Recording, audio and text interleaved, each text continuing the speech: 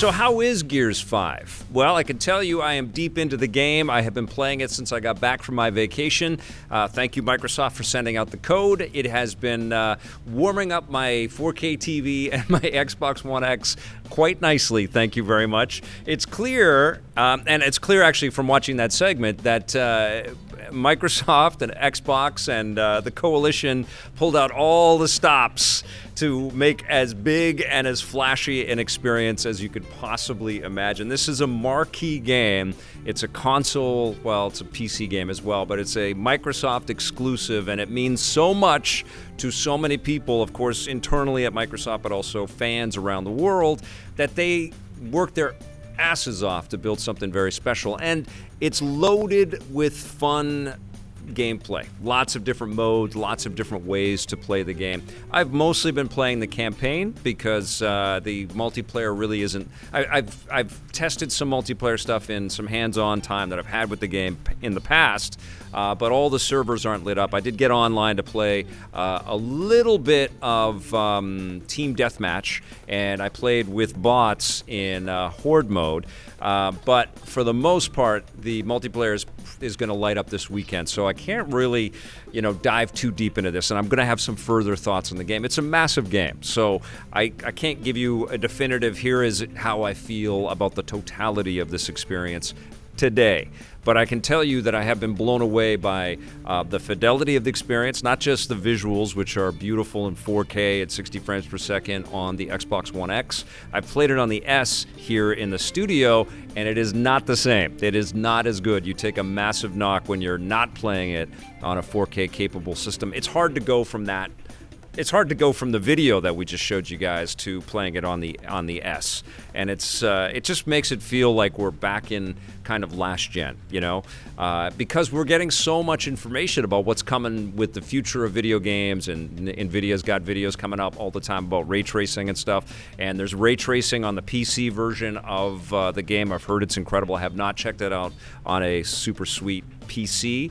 I've just checked it out on the X and the S, and it's gorgeous on the X. It's been blowing my mind. It could be the best looking game that I've played on that platform. It could be the best looking game I've played. It's so beautiful. The lighting, you know how you go into dark areas in video games and the little sort of flickers of light and stuff like that are meant to kind of evoke mood and create ambience? Well, that's definitely the case here, but there's also a practicality with the way that the lighting is kind of etched into the scenes. And you can see little bits of interactive elements and stuff that you can walk up to based on these little light sources that are scattered. It's so effective and it's so beautiful, and there's gorgeous lighting and gorgeous colored lighting all the way through this, and a lot of emphasis on the damage that war creates.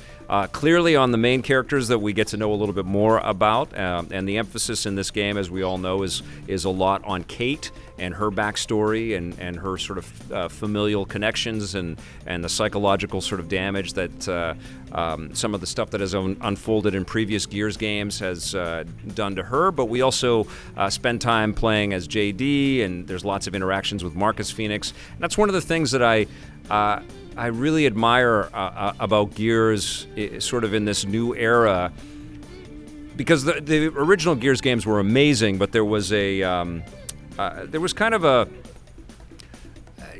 sameness to the experience. Like we were going back into the fray with these big burly no-neck muscular dudes, and we were going to just kill lots of stuff, and that was fun. Don't get me wrong, but the new games kind of take all of that into account.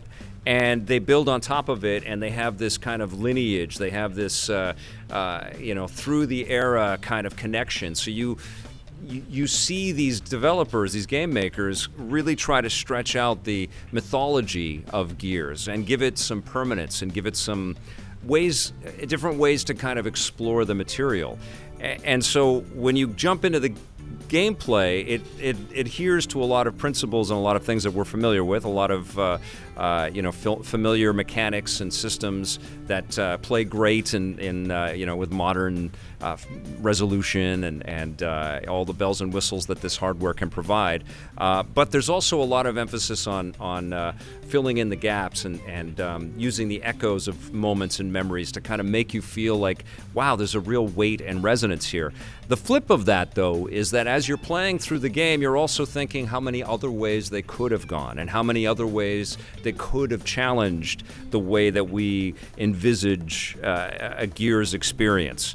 And so they have to adhere to some parameters that make us familiar, that are familiar to us, but they also have to interject and throw in some new things, and they also have to deliver multiplayer that kind of is this core central tenet that everybody is expecting out of this experience. And so I'm sitting playing the game, super entertained and super impressed with all of these different layers that the developers have put in, all of these different modes. But I'm also thinking, there's still invisible walls. I can't climb where I want to climb, and there's a little bit of a little lack of clarity of exactly where I'm supposed to go until you press the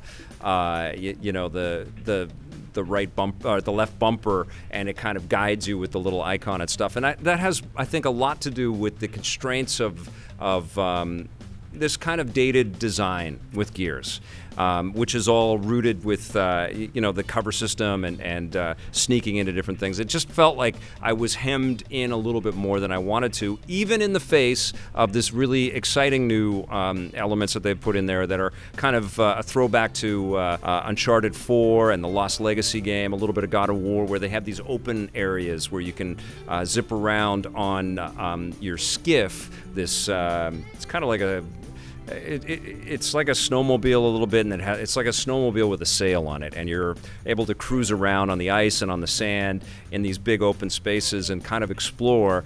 And I thought that was really nice, and I thought it was really cool as well that there was a lot more to explore, and it wasn't just corridor, arena battle, jump scare. There's elements of that for sure, but this freedom to kind of examine and explore all of this rich detail in the environments was a welcome piece for me. I just, you know me, I've been playing games for so damn long that I see something like this and I can't help but think, oh man, wouldn't it be great if you could climb those rocks and jump over there? Or wouldn't it be great to kind of approach this from a slightly different dynamic and a perspective? It's hard for me not to do that because I play everything, and I think about the Breath of the Wild experience, or I think of an Arkham game or something like that gives me a lot more freedom and different ways to kind of traverse the environments.